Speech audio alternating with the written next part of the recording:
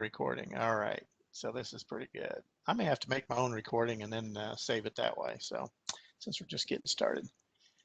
Anyway, so first of all, so you can see that dragonflies, by the way, have their eyes, most have their eyes, their compound eyes right here and here, touch in the center of their head, somewhere in the center of their head. That said, there are exceptions to that rule with dragonflies, but the majority of them have eyes that look like that. When you go to damselflies, which are typically smaller, they're in the suborder Zygoptera, which means their hind wings and the front wings are similar in shape. In terms of how they are built, they're typically daintier. They're generally weak flyers. You don't see them high above the air most of the time hunting like you will see with dragonflies. Their wings are usually held vertically above their abdomen. So if this is their abdomen, their wings are held like this.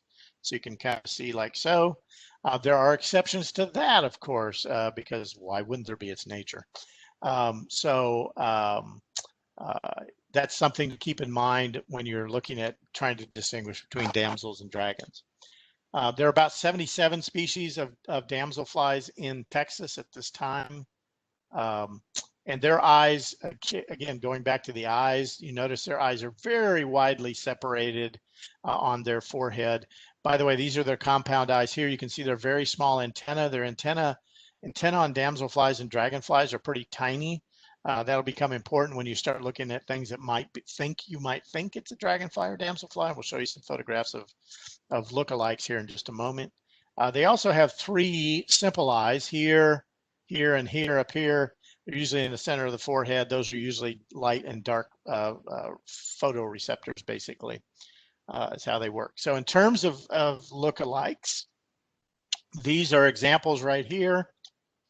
There are many of them, actually. However, they're pretty easy to tell apart. First of all, you can start with antenna. Make sure I muted everybody. Another quick pass. Jamie's camera looks like we're in great shape there. Very good. You can look at the antenna. First of all of these have longer antenna. The damselfly has a very long antenna here. It also has these huge, the males have these huge jaws, which are obviously very different from the dragonfly. They also fold their wings flat against their abdomen like this, almost like a tent. Same thing with owl flies. Again, very long antenna, clubbed at the end. And then also adult antlions also have very long antenna. They all have this vein netted wings, but again, they hold their wings very differently. So with a careful look at them, you shouldn't confuse those three. They can rival the size of dragonflies in particular. So you want to keep that in mind. Antlions are more dainty, kind of like damselflies, but you can see those. Some other mimics that really are getting a long ways away from being mimics, frankly, are these four species. The mayfly, most of you probably have seen mayflies before and are familiar with those. They emerge, they don't even have mouths. They live in the water. They emerge in mass, they breed, and they lay eggs, and they die. So most of them as adults live maybe around 48 hours. Notice their wings are very different in sizes here. The hind wings are very small. The front wings are very large. They also have these two long tail appendages, abdomen appendages, which makes them quite different as well. So keep that in mind. Snake flies and mantid flies and thick-headed flies are very small, much smaller than you would expect a damselfly to be. They do have the net-veined wings, but notice the snake fly has a much longer thorax right here, very unusual looking. Thus the name. And then the mantid fly also has a very long neck, and its front legs look like that of a praying mantis. So again, very small. And then this little guy right here, and this is a finger, by the way.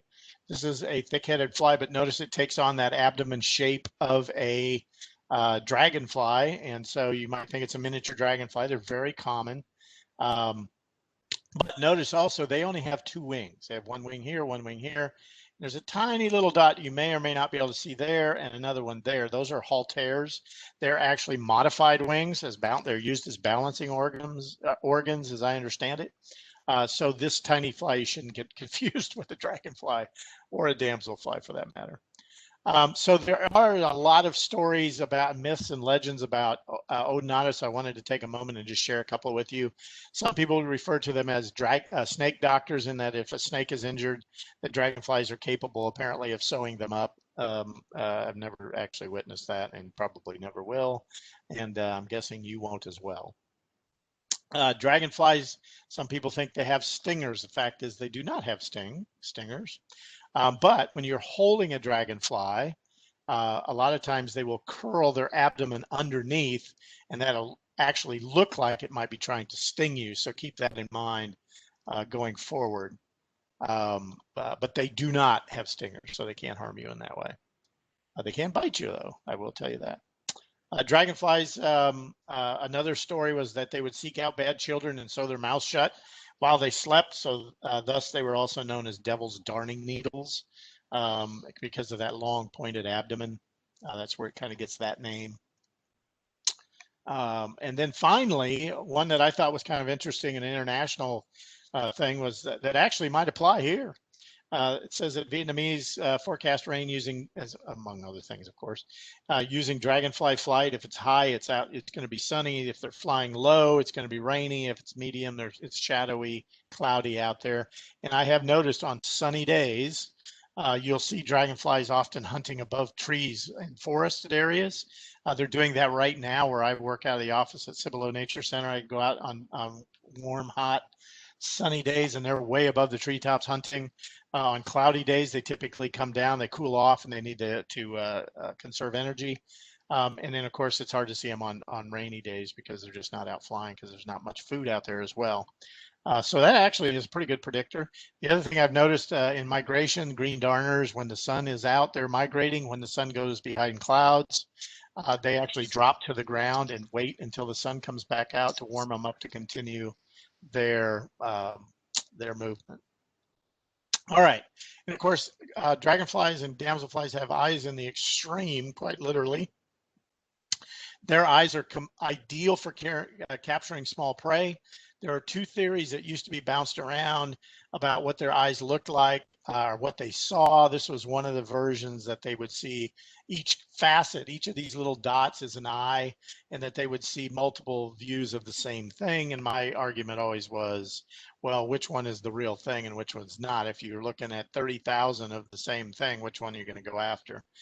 So the reality, and that's why when you buy those toys that say dragonfly eyes, they really don't work. Or insect eyes, they really don't. They're not functioning as insect eyes, just so you know. So we got somebody has come in and joined us. Going to mute everybody.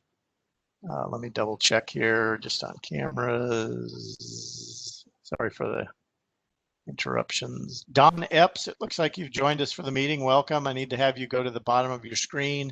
You'll see some icons. If you can turn your camera off by clicking on the symbol that looks like a camera, click it once with your left clicker, and it should turn red and turn your camera off. I'd appreciate that.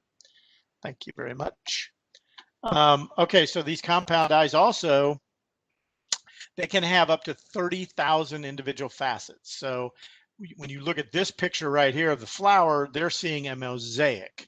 And that mosaic means that every eye is detecting movement. So if a little tiny insect flies through that scene, each of those eyes is going to detect the movement. That's why flies and other insects are hard to kill, because they have that kind of vision for detecting movement. So you'll see dragonflies out there flying around, and they are catching the tiniest of insects because they have such outstanding eyesight. Another thing is larvae. Of course, they have jaws for eating as adults, but in the water, the jaws of these things, a movie producer, director couldn't make up a better mouth than what a dragonfly has. It's absolutely amazing. They sit in the water. They usually hunt and wait predators, but they have this jaw structure that operates like a hinge right here that actually shoots out these two jaws right here, grab the prey, they bring it back in, and then they start eating it. So it's a pretty nasty looking beast, if you ask me, but very effective. I've actually put aquatic insects in an aquarium before years ago with kids in summer camps, and we just put everything we could put in there. And by the end of the week, usually the only thing alive was were the dragonfly nymphs. So they would just clean out everything. They're amazing predators. All right.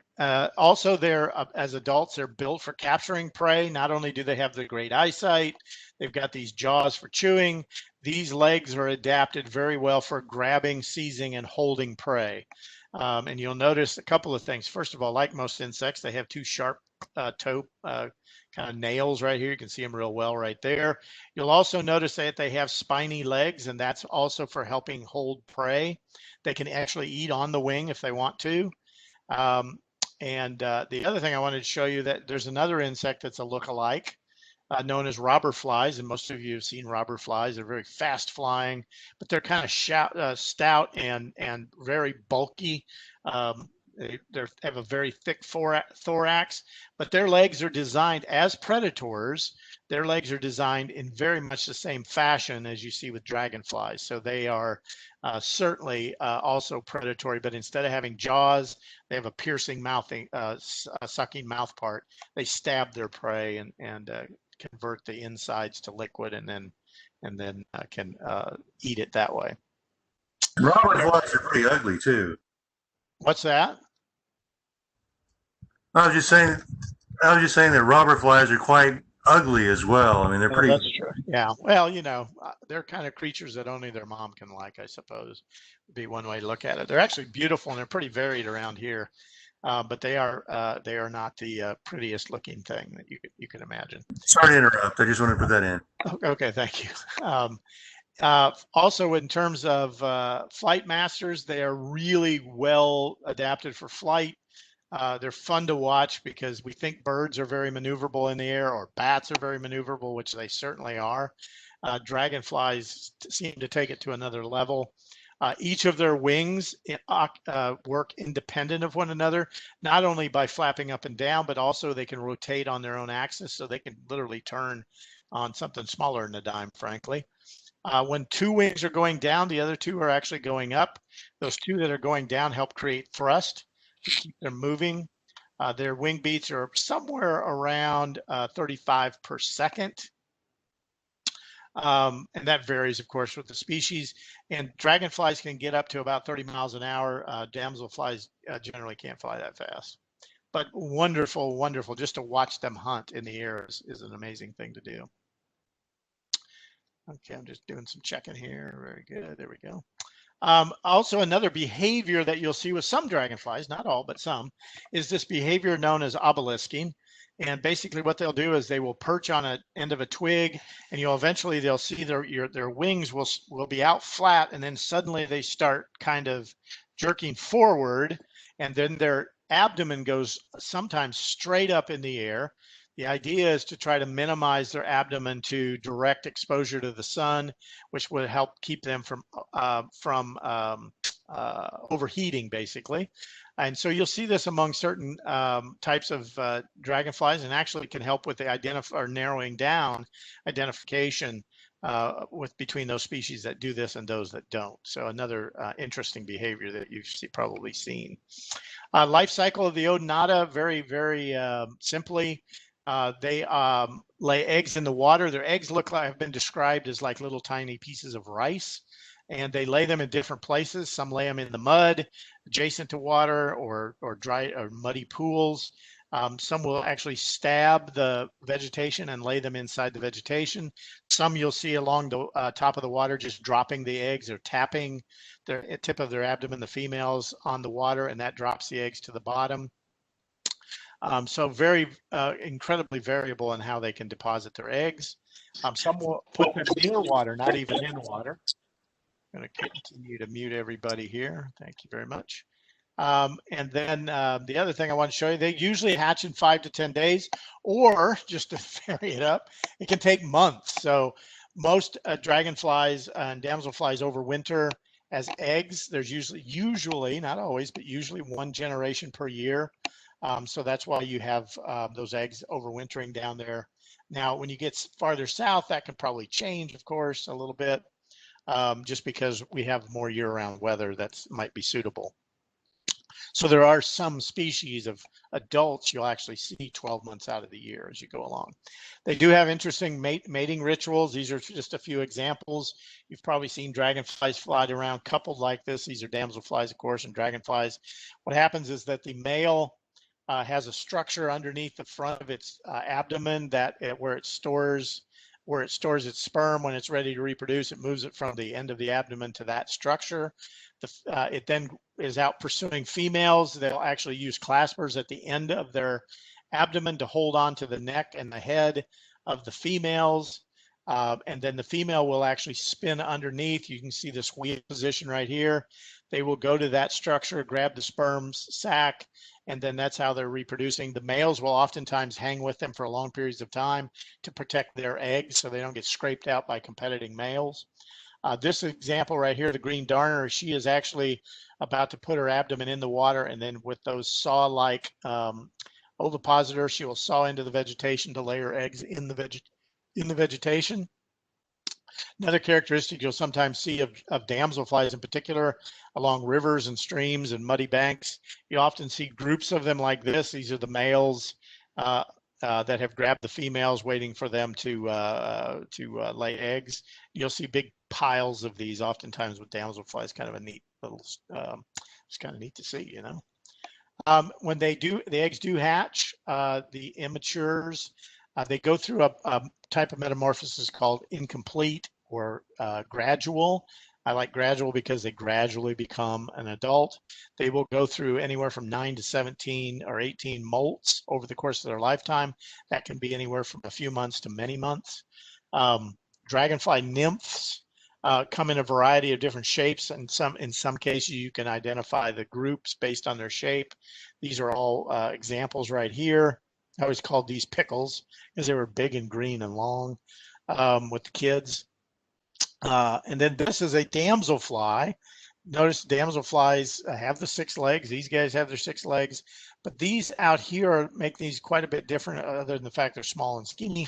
But these are their external gills. So they breathe through those 3 external gills. They also use them to help them swim through the water. Oftentimes when I was teaching, we would capture aquatic insects, and we'd see that some of the gills were broken off. Apparently they can resurrect those a little bit. They can also breathe through skin cells near their vent, so they can still do that.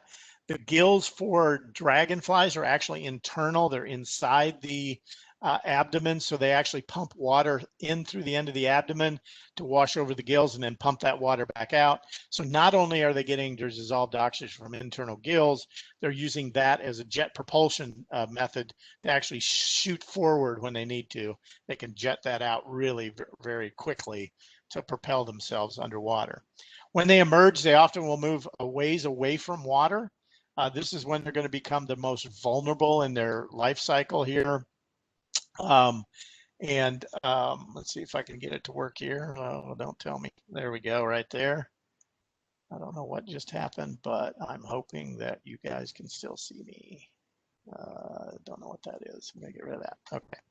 Anyway, so they breathe in air, and that helps expand the body, which then causes the exoskeleton to split. You can see how they fall out, basically fall out of the exoskeleton. Their skins look a little bit like cicada skins, but usually they're a little bit more elongate. They don't have the big front digging legs that cicada skins have. And it takes about an hour for their wings to begin to expand and their body to start hardening. That's when they're really vulnerable. Oh, I know what I'm doing. I know what I'm doing. Never mind. Okay, here we go.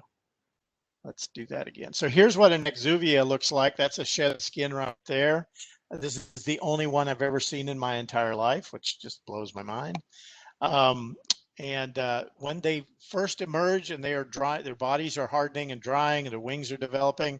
Their wings have a real definite sheen to them. And that sheen will tell you that that's a freshly emerged, because that sheen will kind of go away after a few days. And their colors usually aren't quite as bright as you'd expect them a little bit later as they start to get their final colors. And just so you know, adult dragonflies can live anywhere from 4 to 6 weeks individually, damselflies 2 to 4 weeks. However, that said, again, Some of them can live for many months. I've seen dragonflies whose the backs of their wings are completely shredded, and they've been around for quite a while, obviously. So generally, though, they're short-lived creatures. Most of them, as I've already mentioned, have one generation a year. So now a little bit about morphology, just a little bit here. And the reason I'm showing some of this, because this morphology, these terms come up when you're trying to identify dragonflies and damselflies. They do have 10 abdominal segments. They list them as C1 through 10. So they'll refer to that, and especially where you see different colors and how they vary on the abdomen. The thorax has lots of different stripes. Can have. I've got somebody keeps turning on their camera, okay, or their microphone. You can see that they have these stripes. They have names: the antehumeral stripe, the humeral stripe, the second lateral stripe. Don't worry so much about those, but just so you know that those exist, and those are very important in terms of identification. When they refer to the fronds of a dragonfly or damselfly, that's the front of the face right there that you see. There's some wing nomenclature. The pterostigma is this little dark bar you see out here. Most of them are dark, and sometimes they're different colors. They can help with ID. And then you've got this anal loop right here, which sometimes has different shapes that help with ID identification. And then this thing they'll describe the nodus, this little thicker vein right there. All of those can help with identification. And then, of course, there are the different parts of the leg they'll refer to. Color on the femurs versus the tibia, but not too much, but just so that you know, they do have different named parts to their leg. In terms of identifying them, when you get down to brass tacks, things like eye color are very, very important. Some will have color on the top of their eye and the bottom of their eye, or it blends together, or else their eye will be a solid color. And eye color really is valuable in terms of identification. Thorax patterns, we kind of showed you that a minute ago. Here's some with some stripes. You notice different thicknesses, different colors, different patterns. And then you go to this one, and here's some that just have a couple of yellow dots right there. So incredibly important to get when you're taking photographs of them in particular, to try to get a side shot so you get the thorax and the abdomen, and then one from the top so you can see characteristics of the wings and the top of the abdomen as well. All right, I'm going to mute everybody again. And then abdomen, of course, their patterns are very, incredibly variable as well. Some are very distinct, some are very overlap. One of the things I will notice is that on older damselflies and some dragonflies, but for sure a lot of damselflies, they get what's called prunescence, where they kind of get this kind of grayish, bluish fog over as they mature over their abdomens and thoraxes, so they become a little trickier to identify as they age.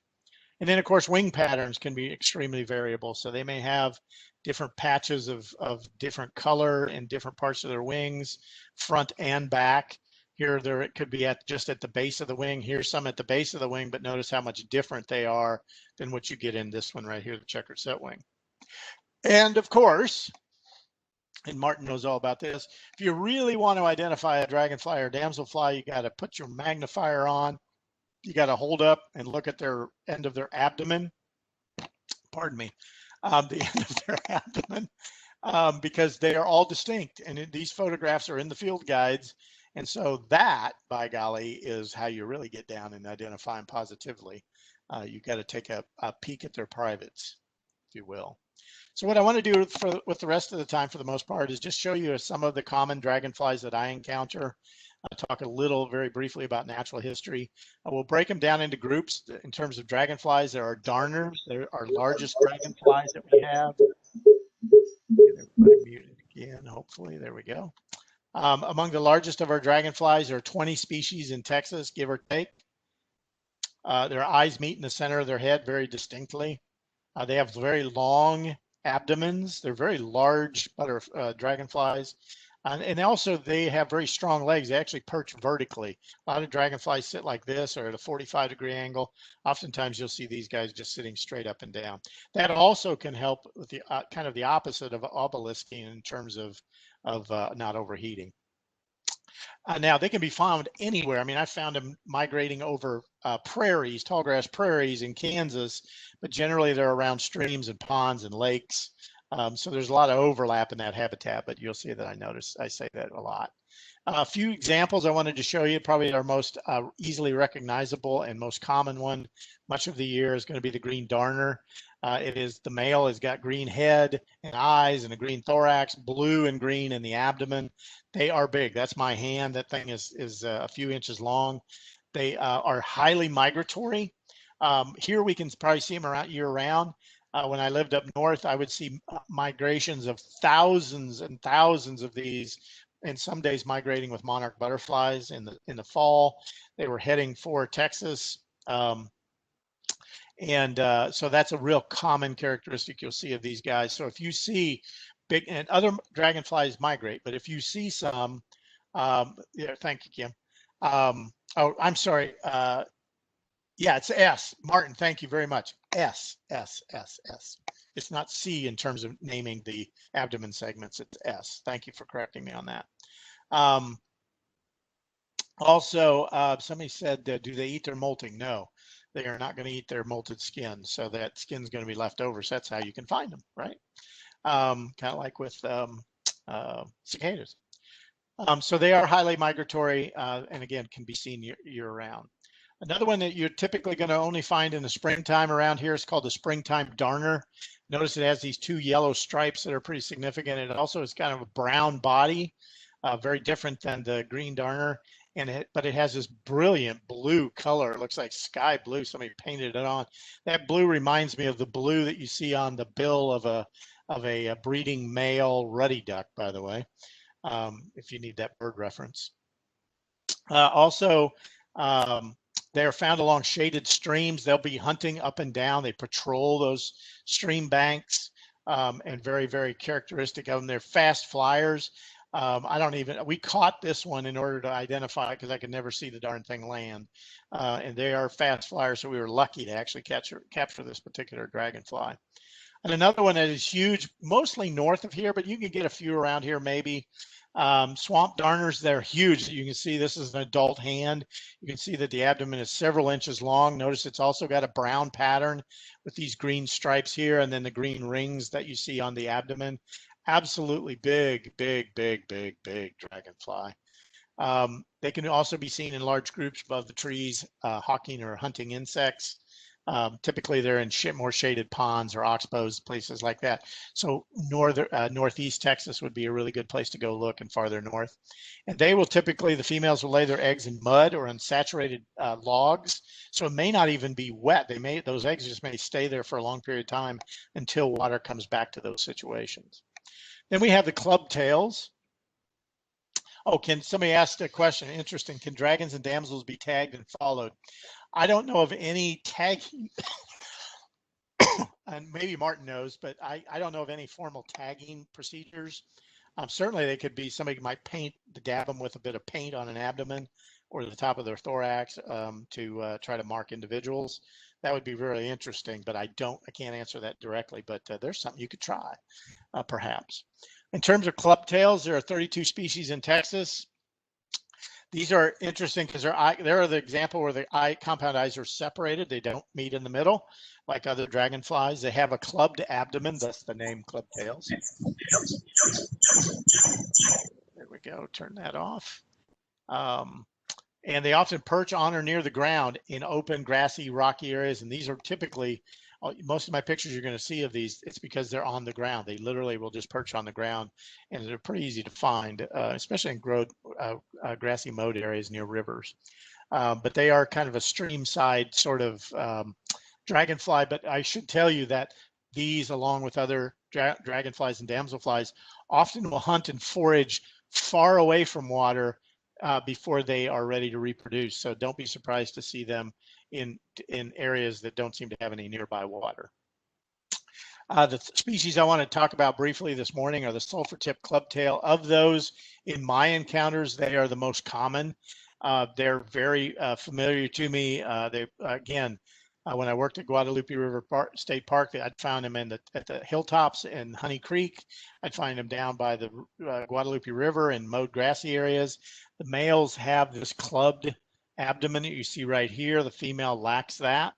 And it is, again, for my purposes, it's been the most common clubtail that I encounter.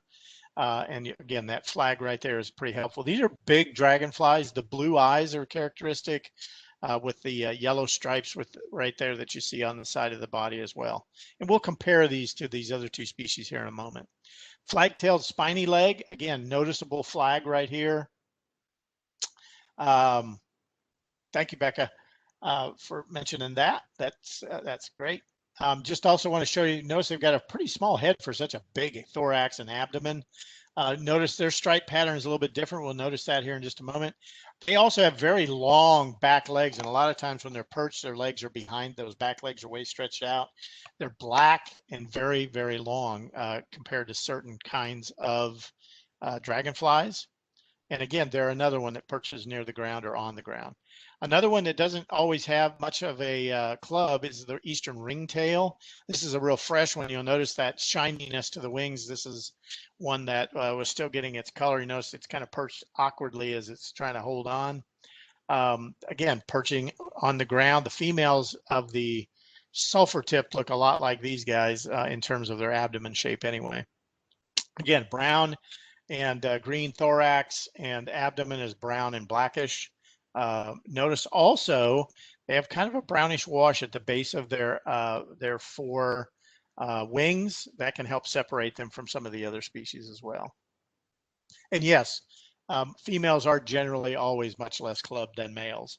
Here's an example of three comparisons so you can see them side by side.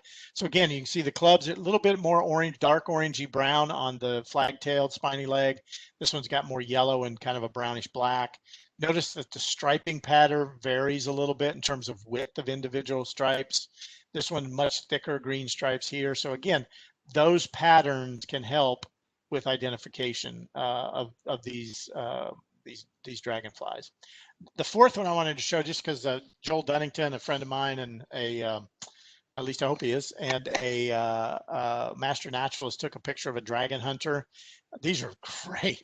You can see it has kind of the thickened end of the abdomen, large green eyes, this beautiful, bold, bone-like pattern of yellow stripes right down the center of the dorsal surface of the abdomen. And they feast on other dragonflies. Some of the dragonflies I've shown you already, these guys will eat them. Swallowtails, they'll eat large butterflies. They are aggressive, really, I like to think, tough dragonflies along streams and rivers. And I've seen them, but I don't think I've ever gotten a photograph. So thank you, Joel Dunnington, for sharing that photograph with me. Spike tails, there are only three in Texas and only in East Texas. They do have a spike at the end of the abdomen. Eyes meet at one point on the top of the head. And so we're not going to spend a lot of time with those, but I'll show you an example of one just so you can say you saw a spike tail. River cruise, the cruisers, there are 5 species of cruisers that we have here. The eyes meet in the center of the head, brownish or blackish, as I'll show you. The thorax is often iridescent. I'm going to show you an example of that. And we do have at least one species around here and probably multiple. The one I wanted to show you is the bronzed river cruiser. This is the one that I've encountered. And again, if you look at that thorax, it almost looks like it's metallic. And it's certainly a beautiful dragonfly on its own. And by the way, the dragon hunters can take these guys out, and they both live along streams and rivers, patrolling the water, looking for food and defending their area. But again, a really beautiful example of a river cruiser. And then the arrowhead spiketail, which found in East Texas, Northeast Texas. This is again another beautiful, beautiful dragonfly. This guy took on a giant wasp. So their dragonflies are awesome predators. They truly, truly are. Another group of dragonflies we won't spend much time on are the emeralds. There are 15 species in Texas. Their eyes again meet in the top of the head. There we go. And they perch at either 45 degrees or 90 degrees to the ground, or I mean like this, 90 degrees from the ground, just so that you know. They are typically in streams and lakes with high dissolved oxygen content, so good clean water is important to them. And they typically are flying early in the day and later in the day. So in the heat of the day, it might be a little harder to find these guys. One example that I haven't seen around here is the dot-winged basket tail. You saw a picture of it earlier, but if you notice at the base of the wing, each wing has a little bit of brownish color. And then also notice these little dots on the leading edge of the hind wings as well, and a little bit of that in the forewing as well. So that's how you can identify it. Kind of a smallish dragonfly, not real huge. You can see just based on the thumbnail right there, but a beautiful dragonfly in its own right, and then really noticeably hairy thorax. All of them have a little bit of a hairy thorax, but certainly this is a great example of that. Skimmers, this is where we're going to spend most of our time. These are the biggest family of dragonflies with nearly 1,000 species. We have 84 different kinds in Texas, and needless to say, we're not going to look at all 84 species. I don't want to completely even more overwhelm you than you might be already. They're very incredibly variable with their patterns and colors. Some of them are extremely bright, beautiful dragonflies. The sexes are mostly dimorphic, and even though I've said that earlier, some of them are dramatically dimorphic, as you will see. They also perch in a variety of ways. We talked about some perching this way, some perching at 45. These guys on a lot, and several of them are noticeably perching on the ground. We'll show you a couple of examples of that. And they can be found just about anywhere depending on the species, but some of them, of course, have preferences. The one that's probably one of our most common that we have in our area. Oh, that hair, by the way, is modified exoskeleton material. Thank you, Kathy, for asking that question. So it's not hair like our hair, although the chemical makeup is not that much different, I don't believe.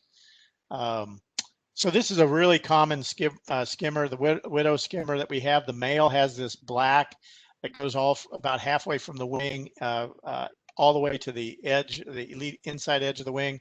Notice it goes all the way through the wing, and then they have this whitish wash, which fades. So sometimes you don't see it as brightly as you might. This is a perfect example of a male. The blue abdomen here. Notice how dramatically different the female is. It does still have the dark pattern here, but it also has the dark wing tips. If you get a young male might look a lot like this as it ages, but it does not have those wingtips, those darkened wingtips. So that's something to keep in mind. You'll find them in still water, along streams, on marshy areas, but they're beautiful, very common skimmers of the summertime especially. So right now I think they're kind of at their peak. I see them everywhere, it seems like, when I'm in the right habitat. Another one that you'll see that looks a little bit like that previous species is the common whitetail. The male has this bluish cast over its entire abdomen. The female lacks that and has instead these row of kind of creamy colored spots, kind of almost like teardrops. Notice they have a distinct pattern here. Notice the black right here, instead of being at the base of the wings, is about it covers the outer middle third or so of each wing. Also, they have this dark mark that goes along the edge but there's that gap right here that's open. The females are a little bit different. They still have that little dark gap color right there, but notice that their patches are a little bit different, and they have the ends of their wings are dark tipped as well. Both of these species, the widow skimmer and the common whitetail, oftentimes, I mean, not always, but most of the time when I see them, they're perched on the ground. They will use twigs and logs and things at the edge of the water as well.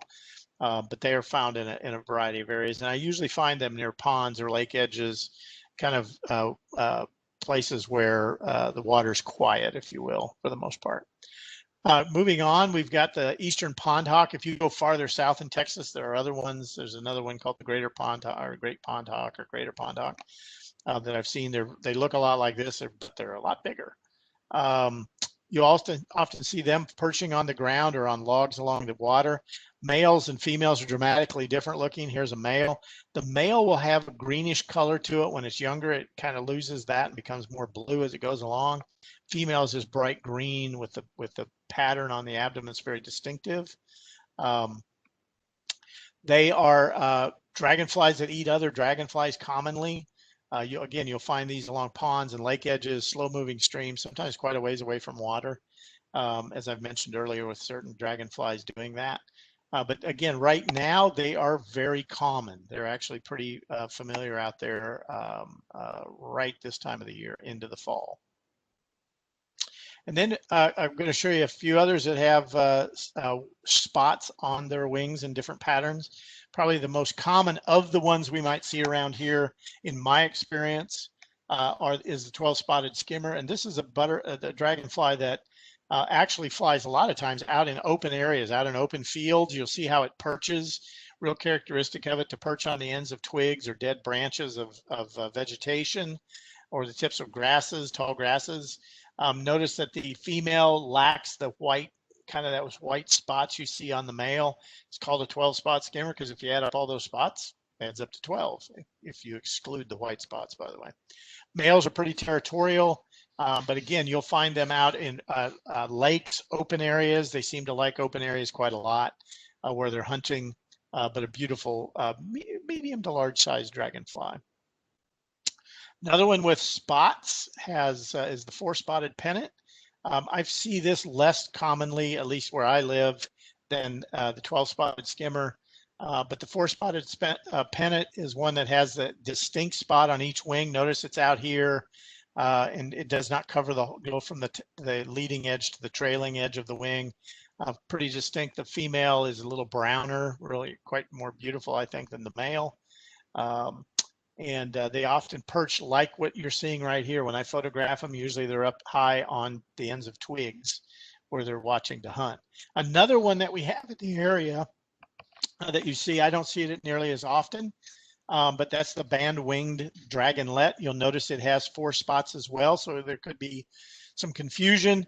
But again, as you notice, these spots don't go all the way to the base of the trailing edge of each wing, whereas these spots do. And this is a little bit smaller dragonfly than you have with the 4-spotted pennant, at least in my experience. The Halloween pennant, another one that has dark banding on the wings, but this one is orange.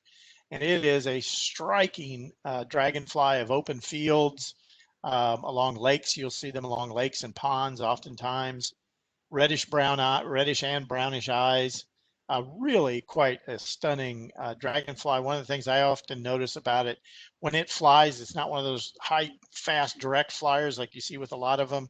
This guy oftentimes is fluttering around fields as it's hunting as well. So a little bit like a butterfly in a sense, but certainly predatory in its own right. So again, really pretty dragonfly. A couple of other pennants that I just want to show you. These are going to be mostly in East and North Texas, although they can occur here locally in small numbers. But each one of these, the banded pennant, again, has its own unique pattern on the wings. The calico pennant has more of the red you see on these wings as well. So again, you may not encounter these too often, but I wanted to share with you those 2 photographs just to kind of give you an idea.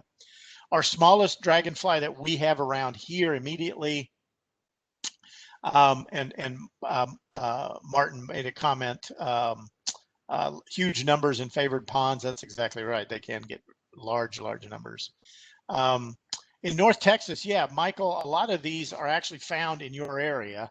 And in fact, some of them are going to be found more commonly in your area than maybe down here near San Antonio. So there's a tremendous amount of overlap in the ranges of these. And a lot of these photographs I've actually taken here are from Kansas or Missouri or other places where I've lived up north. So a lot of these have extensive ranges to the north and to the east.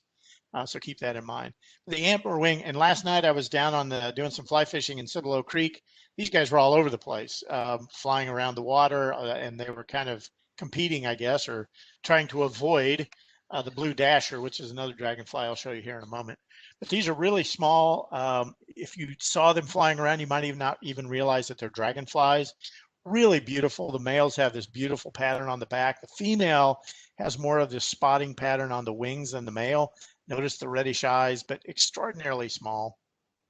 And a lot of times you'll see these perched a long ways away from water in grassy areas. But again, and if you had to look at it, you go, well, that could be a Halloween pennant, except an Halloween pennant could eat this thing's lunch very quickly. But again, very small, very beautiful, often overlooked, more common than we think.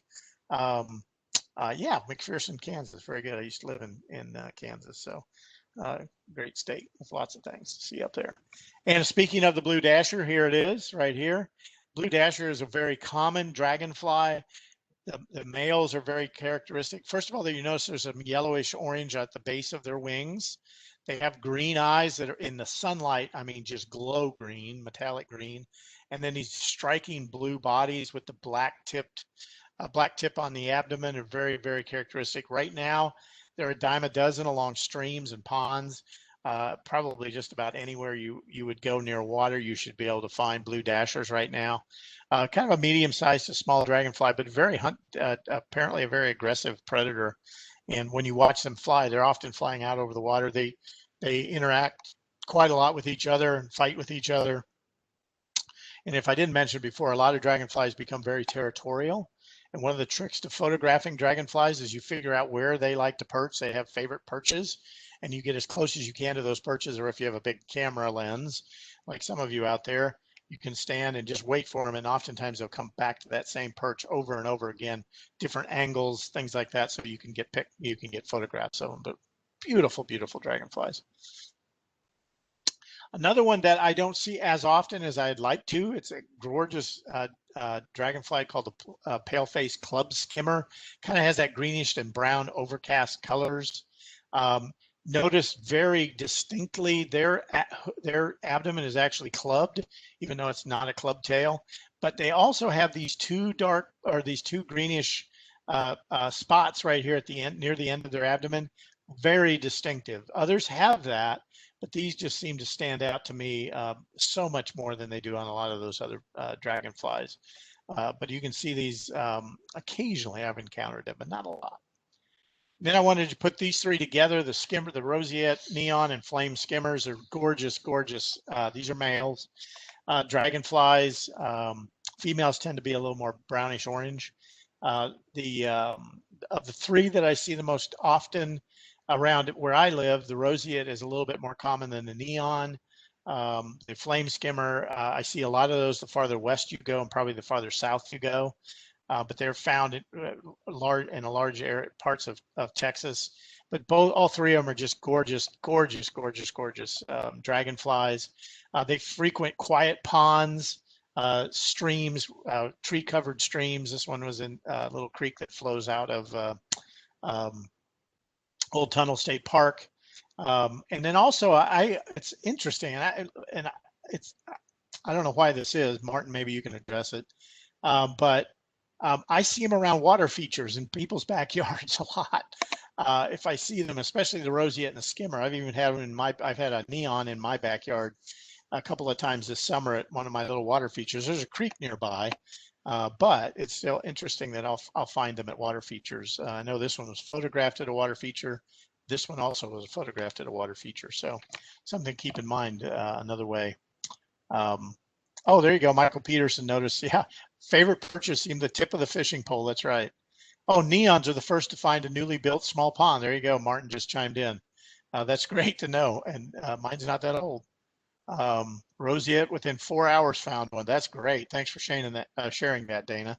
But they're gorgeous. They're among the most beautiful dragonflies that I've encountered. And certainly there's a lot. Yep, Cibolo Pond has had them. I've seen them there. And another set of dragonflies I want to share with you are the set wings. These are the three that I encounter the most. The one that I encountered the most is the swift set wing. All of these obelisk quite a lot. You can see that most of the time you take the pictures, their wings are forward. The checkered set wing has this brownish pattern on the base of each of the wings, and it has a red face and the top of the eyes are red as well. Very distinctive. Notice too, as I mentioned with some of the others, they have those two spots back here, as does this one, even though it's paler.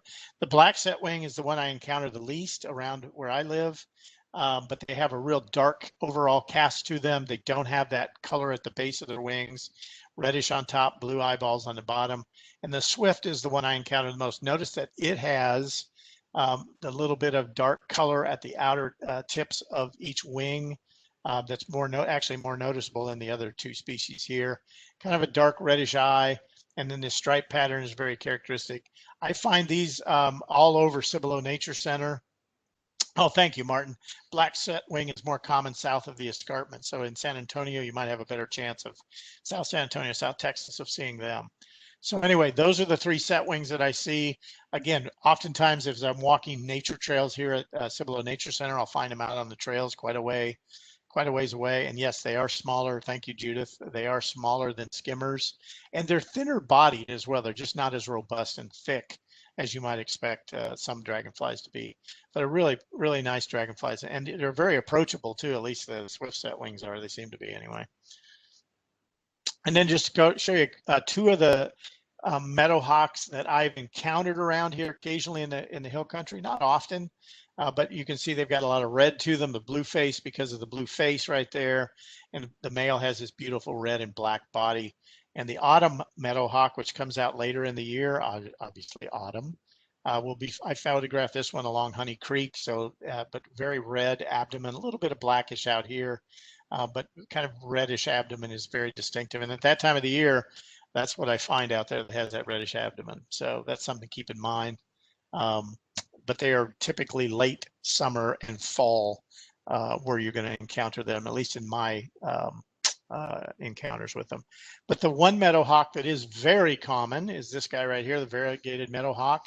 It can be seen year round. I see it most of the time in the late fall, all the way through the winter and into the spring. So they are one of those here in this part of Texas that you can see almost year round.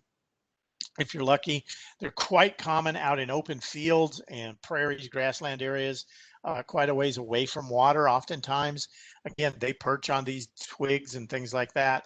The male has more of the reddish color to its abdomen, whereas the female has more of a kind of a bluish with a kind of a goldish pattern as well. Notice that one of the distinguishing marks are these two yellow dots at the base of a kind of a cream colored stripe on their thoraxes. But they're, again, in the wintertime, if you encounter a dragonfly, a lot of times, at least here now down in South Texas, it's going to be different. But around here, oftentimes, it's going to be a variegated meadowhawk. Beautiful dragonfly. And then one of the ones that's becoming quite common right now is the wandering glider. This is one of the has one of the best or greatest worldwide distributions of any dragonfly. Some of them may have movements that involve 3,000 or plus miles in terms of migration or movements that they make. And right now here at Cibolo, I'm seeing them, numbers of them, large numbers of them out there hunting. They're fast flying. They seldom land. They seldom land. I got lucky and got these pictures literally last week between the program I did last week and today's program. So I was able to insert these in. Only pictures I've ever got wandering gliders. I've seen them a gazillion times. Thank you, Martin. They use ephemeral water. They have a short lifespan, but they are very common right now and will be for the next few weeks for sure. A relative of them or a similar one that is flying with them oftentimes. Oh yeah, Carrie, other things will eat dragons and damsels. They will prey on each other, species to species quite often. I've even seen some of the damselflies will eat each other as well, so feeding on other species. The spot-wing glider, I photographed this the other day along with this guy. Notice that it has a little tiny spot at the base of the hind wing out towards the trailing edge. The body looks very similar to it, but they will fly similarly together in mixed flocks, if you will, of that butterfly. And then two other high flyers that are out right now in big numbers are the black saddle bags and the red saddle bags. And you will see them high in the air. They seldom land. It's amazing when you get a picture of them. It seems like anyway. They seem to be, you'll see multiples of them flying in the fields. I always think they're guarding their own little tiny area up there in the invisible territories. But very, very beautiful high flyers, strong flyers. Typically they'll perch very high in on trees or shrubs. So again, very hard to take a good photograph of them unless you get lucky and one happens to be close to the ground like this one did. But they are very aggressive predators. You'll see them now all the way into the fall, hunting over open fields, above trees, places like that. But again, watch for them because now is their time. And then just to kind of wrap up a little bit, just a kind of a sampling of damselfly families. There are some that are called broad-winged damselflies. They have colors in their wings. We're going to show you a couple of examples of them, usually along streams. Spread wings are damselflies, and instead of folding their wings over their abdomen, they hold them out part way away from their abdomen, kind of halfway between what a dragonfly does and a damselfly does. So we'll show you an example of that. And then thread tails typically have real long, thin abdomens and short wings. So because the abdomens are so long and the wings are short, it really exaggerates that in habitat streams. I think to this day, I've never gotten a picture of a thread tail. And then you have the pond damsels. There's three basic groups. There are more of them, but there's the dancers, the bluettes, and the fork tails. Fork tails have a vertical projection above S10, the last segment on the abdomen. And then the dancers usually hold their wings above their abdomen, and bluettes usually hold them overlapping their abdomen. So you'll get to see examples of that. So here are the broad-winged damsels that I was mentioning earlier. Notice all the color. We have the American ruby spot right here. Beautiful, beautiful damselfly. Michael, you were raising bees. I would not be too worried. They certainly can eat them, but they're not going to eat them in mass numbers that would do anything to damage your beehive. At least I've never heard of that. So I don't, and I've been a beekeeper too, and I've never had any problems with that as well. So the American ruby spot is found along rivers and streams. That distinct ruby on all four wings is very characteristic of the ruby spot. The smoky can be found in the exact same habitat. Notice it's a little more variable, so it can either have all of its wings completely dark or variations of darkness in the wings, and it can also have a little bit of reddish color as well. Notice this one has that dark green metallic kind of shiny body. This one's more red here with the green abdomen. But they can be found right now is probably a good time to find them. If you go up into Northeast Texas or East Texas or North Texas, that area, you might start to see the ebony jewel wing. This one is really characteristic because it likes slow moving streams or marshes, oxbows, areas like that, where it's shaded. Notice the white pterostigmas. That's real characteristic of the species, again, with all the dark wing and the beautiful green metallic body. But that, again, you'll find in a different part of Texas. The spread wings, again, you can see this is characteristic how they hold their wings kind of out, not quite out like a dragonfly, not quite folded like a damselfly. Long abdomen, large damselfly, very large. These readily eat other damselfly species that are in the area. The great spread wing is the most common one, the only one I've encountered, but it has these two distinct yellow stripes right here that are pretty easy to identify it with. And then notice the blue on the head and the eyes as well. And then just to kind of show you those wing postures I was talking about before I show you a few examples. Here's the wing posture of most dancers. Notice that the wings are held above the abdomen. Notice on the bluettes, they are held so that you've got the abdomen kind of shining through the wings as well. So that's just a general natural history characteristic to watch for. A few examples of dancers would be the variable. And a lot of times it's purple, but it can also be bluish, thus the name variable. It can be a real challenge to identify them from some others sometimes. And the blue ring dancer has these beautiful little blue rings scattered along here.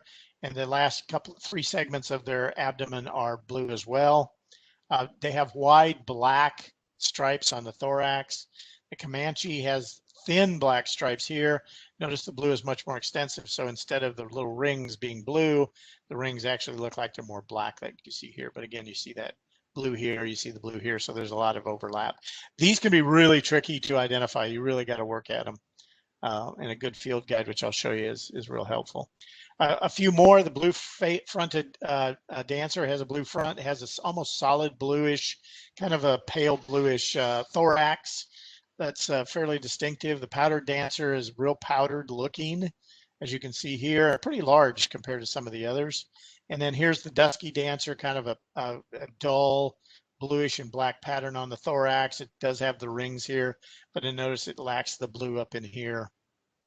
So, and again, kind of bluish purple eyes. But these three actually tend to be a little bit different, just slightly larger than the others I showed you, at least in my experiences. And then the bluettes, the two bluettes I've encountered, the most common one I see is the familiar bluette. That's the name, I guess, right? The double striped is one that I've encountered occasionally. One of the characteristics of some of these damselflies is they'll have blue spots on the top of their eyes. And in some of them, you'll see a bar that actually seems to connect those eyes together. Here's with the blue spots again right there. But again, this one has a thick blue, thin blue, thick blue, kind of a whitish blue on the top of the dorsal surface. This one doesn't have that extra little stripe that you see right there. And very, very characteristic. And again, both of them hold their wings through on top of or through either side of their abdomen. And then finally, I just want to show you a couple of these little other ones that are oddities. The desert firetail, really beautiful little red damselfly. They like to hide down in vegetation, so they can be a real challenge to photograph. They have fairly long abdomens with what look like shorter wings, but that red color of the males is very distinctive.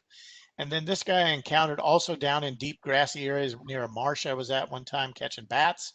This is a citrine forktail, a very tiny little dragonfly. Forktails again have a little appendage off the top of their last segment, and you can kind of see it. It's blurred out right here, but it's right there. But a really neat little damselfly. I love that little thing. Just to give you some variation. Anyway, we do have two different species of dragonflies that are SGCNs, which means they are species that have very small numbers, very isolated numbers. This particular one, you can see where, let's see here on the map, there's down in the valley area, down by McAllen, you have the Tamaulipan clubtail. This is the only place in the world it's found. So it's one that we are always looking for records of this particular species. And then the second one is in East Texas, far East Texas into Louisiana. That area in here, again, very, very limited range, known as the Texas emerald. So if you're traveling in those parts of the state and you photograph them, we would sure like to have them documented through iNaturalist or however you want to get that record to Texas Parks and Wildlife. It's real important that we know where they are. There are a couple of iNaturalist projects. Since I do a lot of training on iNaturalist, I can't do a program without mentioning it. There's one for Texas called Texas Odonata. You can notice there's a lot of observations. So if you're taking pictures and want to join this project on iNaturalist, you can then upload your photographs, and you're going to have a lot of people there that will be able to help you with identification of dragonflies and damselflies. Another one that's all over North America right there is a newer one, obviously. It's got fewer observations, or globally, I guess, is Odonata, dragonflies and damselflies. Again, another one that you can utilize. But for Texas dragonflies and damsels, this is the project I would join. In fact, I just recently joined it to get a better understanding of what I'm looking at. In terms of iNaturalist, one other thing to think about is that you can go to iNaturalist, create your own account, doesn't cost anything. We do periodic training, so you can get familiar with that, as do other people. But if you click on this, if you click on more, it drops down. It says taxa info right here. It'll open a screen that looks similar to this. You can search for any species. I don't care if it's dragonfly, damselfly, bird, whatever. And you can find records of it, where it finds. You find range maps, when it's likely to be encountered, at least through iNaturalist observations. You can get photographs that you can actually pull off for using presentations with proper identification of who took the pictures, that kind of thing. So that's something to keep in mind. Also, a good use of iNaturalist. It's kind of like a encyclopedia of nature that you can carry around with you in your phone, for that matter. I do recommend these two field guides for dragonflies and damselflies, written by John C. Abbott. Wonderful guides that have wonderful photographs, good natural history information, well organized, lots of background information on both groups of critters. And so if you are going to get into this, I would certainly recommend acquiring these two books for your collection in order to really get an understanding of these guys. That's it. I want to thank you for coming today. And I hope that you found this to be beneficial. I know Martin's going to be doing a program here in a few days, and Martin is probably well more qualified than I to do dragonflies and damsels, but I've always had a fascination with them, and I'm an educator, so I wanted to share what I know about these If you have questions, you can go ahead and throw them in the chat box right now. Take a few minutes to do that. If you're done, thank you all for coming. And I am recording this. I'm going to turn the recording off right now. And if you would like a recording of it, you can email me. I'm going to put my email right now into the chat box. So you can email me if you want a copy of it. It'll take a day or two to get that done, but we'll get her done. There is my email right there that you can send. But I want to thank you again all very much. And I'm watching for any Martin's programs coming up. If you go to Mitchell Lake Audubon, you'll be able to find his program details so you can join in. I'll probably see you there because I'm going to go there. That's my plan anyway. All right, so let me stop recording first.